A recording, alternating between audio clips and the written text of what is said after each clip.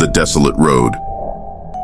The engine hummed softly as I navigated the winding road, the darkness swallowing everything beyond the reach of my headlights. Trees loomed like silent sentinels, their branches reaching out like skeletal fingers, casting eerie shadows on the pavement. It was the kind of night that sent shivers down your spine, but I had driven this route countless times before. Nothing ever happened, or so I thought. As the miles stretched on, a sense of unease crept over me, like a whisper in the back of my mind. I tried to shake it off, focusing on the road ahead, but something felt off. Suddenly, the radio crackled to life, emitting static so loud it made me jump in my seat. I reached out to turn it off, but before I could, a voice cut through the noise. "Turn back," it said, low and menacing, sending a chill down my spine. I glanced around, but there was no one else on the road. My heart pounding, I tried to convince myself it was just interference from the storm clouds gathering overhead. But then the headlights flickered and the engine sputtered, as if in protest. Panic clawed at my chest as I coasted to a stop on the shoulder of the road. I fumbled for my phone, but there was no signal out here in the middle of nowhere. I sat there in the darkness, the only sound, the pounding of rain on the roof of my car. Fear gnawed at me as I considered my options.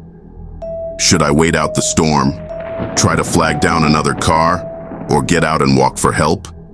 Before I could decide, a figure appeared in my rearview mirror, standing just beyond the reach of my headlights. My breath caught in my throat as I watched, frozen in terror. The figure was tall and gaunt, its features obscured by the shadows. I blinked, and it was gone. Heart racing, I fumbled for the door handle, ready to bolt from the car and run for my life. But as I reached for it, a hand slammed against the window, sending me reeling back in horror. I stared into the face of the figure, its eyes empty sockets, gaping black holes. With a scream, I scrambled across the seat, my heart pounding in my ears. I fumbled with the keys, trying to start the car, but the engine only groaned in protest. Desperation clawed at me as I pounded the steering wheel, begging for it to start. And then, just as suddenly as it had appeared, the figure was gone, leaving me alone in the darkness once more. Shaking, I forced myself to calm down, trying to rationalize what I had just seen. Maybe it was a trick of the light, or my imagination running wild. But deep down, I knew it was something more. With trembling hands, I managed to restart the car, the engine roaring to life.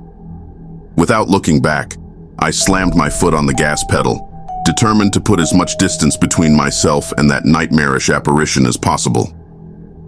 As I drove on, the storm raged around me, the wind howling like a banshee in the night.